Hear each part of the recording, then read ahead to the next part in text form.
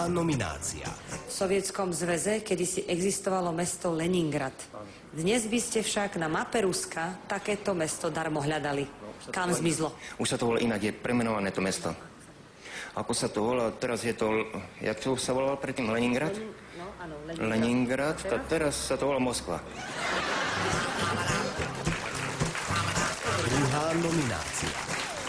Cez ktoré more alebo oceán museli preplávať lode Krištofa Kolumba predtým, než objavil Ameriku? Cez ktoré more?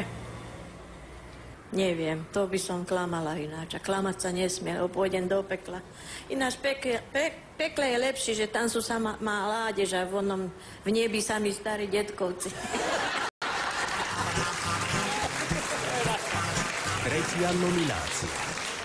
O ktorej krajine sa hovorí, že je to krajina galského kohúta? Nevím. Ktorá krajina má v symbole kohúta? Kohúto? Bojne. Tá krajina nie je Slovenská republika. Bojna není Slovenska? Odpoveď, tá krajina, ktorá má v symbole galského kohúta, nie je na Slovensku. Tá krajina nie je to Slovensko, je to iná krajina. Ktorá by to mohla byť? Tá krajina sa nachádza v Európe. V Európe? Vidne.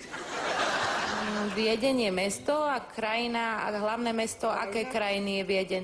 Bulharsko teda. Štvrtá nominácia. Odkiaľ je bližšie do Európy? Z Bratislavy alebo z Bruselu? Z Bruselu, myslím.